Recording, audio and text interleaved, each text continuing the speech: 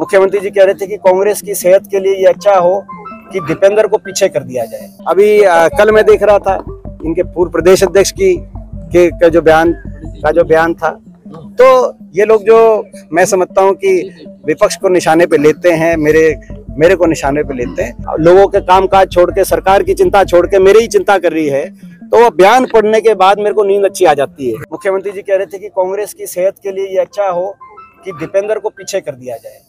आपने भी देखा होगा वो बयान। अब मुख्यमंत्री जी को कांग्रेस की इतनी सेहत की चिंता, और वो हमें ये सुझाव दे रहे हैं कि दीपेंद्र को पीछे करें तब कांग्रेस की सेहत सुधरेगी।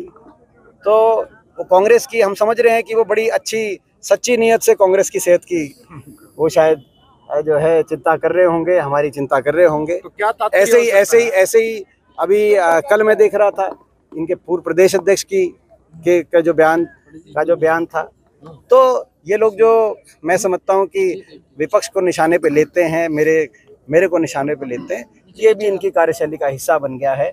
मैंने तो कल भी कहा नारनौंद में कि शायद इसलिए निशाने पे लेते हैं कि ईमानदारी से हम लोग की लड़ाई लड़ रहे हैं, हर वर्ग की लड़ाई लड़ रहे हैं, हरियाणा के विकास की लड़ाई लड़ रहे हैं। किसी के साथ अन्याय हो तो हम ईमानदारी से लड़ाई लड़ते हैं।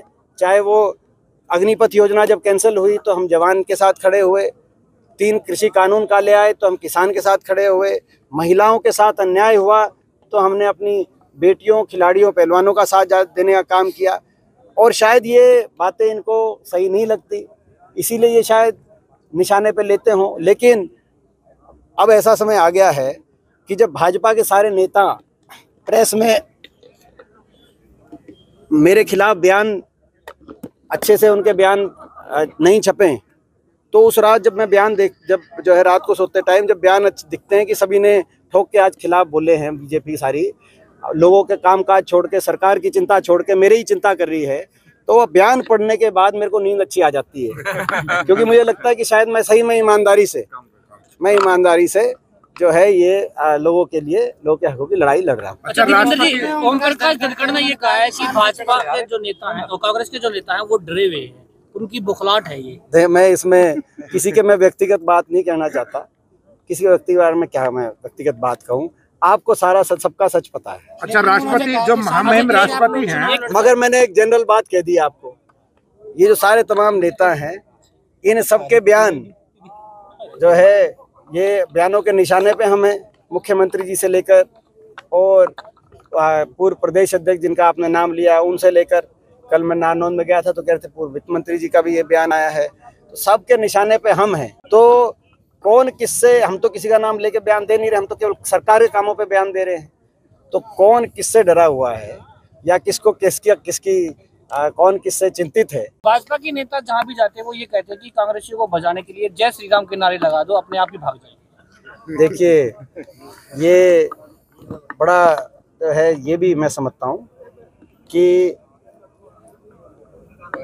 भगवान राम सबके हैं, सबको पता है, सबके भीतर भगवान राम है। और इस तरह की बात जो कह रहे हैं, राम का दायरा सीमित किसी पार्टी के नेताओं तक, जैसे आपने कहा, नहीं हो सकता, असीम है। राम 140 करोड़ भारतवर्षवासी, पूरी सृष्टि, पूरे ब्रह्मांड के भगवान राम। भाजपा का जो है मैं समझता हूँ कि जब राजनीतिक सफर शुरू हुआ होगा, भगवान राम तो उससे पहले भी, और जो है मैं समझता हूँ उनके बाद भी हम तो मतलब मैं कई बार इसमें कह चुका हूँ, हमारे तो पूर्वजों के आप नाम देख लो। आज जो बात हुई, जैसे हमारे जो दादाजी थे उनका नाम था चौधरी मातूराम, यहाँ के चौधरी चांदराम, चौधरी छोटू राम, कोई जो है, तो राम तो कौन किससे, राम सभी का है। और उसका दायरा सीमित करने के जो है प्रयास नहीं होने चाहिए, ये अच्छी परंपरा नहीं।